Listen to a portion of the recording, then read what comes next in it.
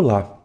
Nesse vídeo, nós vamos discutir como usar uma propriedade de peso dos indicadores para levar em consideração a sua relevância no cálculo do desempenho total de um scorecard. Nós vamos usar esse exemplo para ilustrar a aplicação da propriedade de peso. Aqui nós temos uma meta, melhorar serviço ao cliente. No contexto dessa meta, nós temos dois indicadores de ocorrência: a taxa de resolução do primeiro contato e a satisfação do cliente. Mas também temos um indicador de tendência, que é o tempo média de resposta. A lógica por trás desse exemplo é simples. Nós queremos que a nossa equipe de suporte ao cliente ela responda às perguntas do cliente com mais rapidez e esperamos aumentar a satisfação do cliente dessa forma.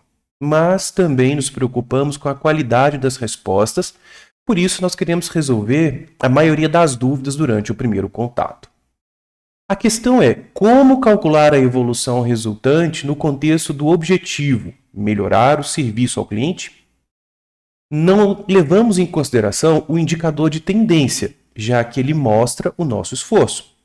Agora, nós estamos interessados em saber os resultados, por isso nós vamos nos concentrar nos indicadores de ocorrência. Então, devem dois indicadores de ocorrência contribuir igualmente para o progresso total da meta de melhorar o serviço ao cliente? Bom, a resposta depende do tipo de estratégia que nós estamos executando agora. A satisfação do cliente, na verdade, ela depende de muitos fatores, não apenas do serviço ao cliente, por exemplo, mas também depende muito da qualidade do produto. Nós podemos dizer que melhorar a satisfação do cliente é um bom sinal, mas também é importante se os agentes resolverem o problema de um cliente de forma eficaz, conforme quantificado pelo indicador de taxa de resolução do primeiro contato. Como nós podemos levar essas ideias em consideração ao calcular o desempenho total? Então, nós precisamos usar o peso de forma correta. Então, nós vamos selecionar o indicador da taxa de resolução do primeiro contato. Como nós podemos ver, o seu peso é de 70%, enquanto que o peso da satisfação do cliente ele é de 30%. O sistema ele leva em consideração essas informações e calcula a evolução da meta, melhorar o serviço ao cliente, que agora está em 80%. Qual fórmula foi usada para calcular esse valor? Nós podemos, então, selecionar melhorar serviço ao cliente. Nós vamos na aba desempenho. E aqui nós vemos que o desempenho e o progresso desse indicador são calculados como uma média ponderada de seus itens filhos. Agora, definimos o peso da escala de 0 a 100%. E se o peso for definido na escala de 0 a 1 na nossa organização? Sem problemas. O sistema ele vai administrar essa situação. Em vez de usar 70% e 30%, nós podemos usar 0,7 e 0,3, respectivamente. Nós precisamos, então, apenas nos certificar de que a escala seja a mesma em todo o scorecard. Agora, vamos voltar ao indicador de satisfação do cliente. Como nós podemos ver, há um número no campo de peso, 30%, mas há outro número que é peso absoluto. Qual a diferença entre esses tipos de peso? O peso relevante, o que inserimos no campo de peso, ele mostra como esse indicador é importante em comparação com outros indicadores do mesmo tipo no mesmo ramo da árvore de KPI. Em nosso caso, nós comparamos a importância da taxa de resolução do primeiro contato e satisfação do cliente.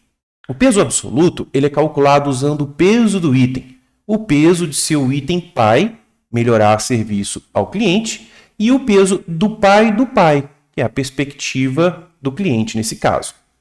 Como dá para imaginar, é difícil trabalhar com pesos absolutos. Então, no sistema, nós vamos trabalhar com pesos relativos e a ferramenta vai calcular os pesos absolutos para nós. Agora, como SC Designer, nós podemos também visualizar os pesos em um diagrama. Para fazer isso, nós precisamos selecionar um indicador ou uma meta e selecionar peso na lista de gráficos.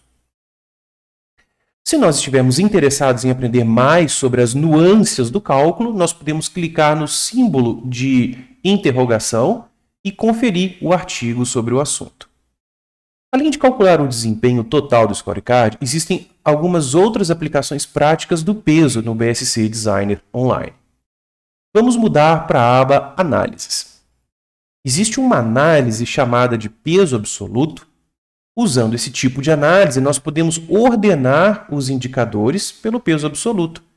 Dessa forma, nós podemos encontrar os indicadores com maior peso absoluto. Em outras palavras, os indicadores que mais impactam o desempenho total. E, de fato, é uma boa ideia priorizar os esforços da nossa equipe nesses indicadores. De forma semelhante, nós podemos incluir um campo de peso nos relatórios, usando perfis de relatório personalizados.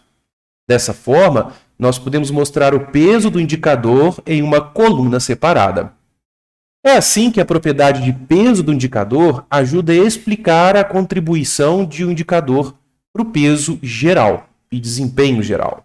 Em caso de dúvidas, não hesite em entrar em contato com o nosso serviço de apoio ao cliente.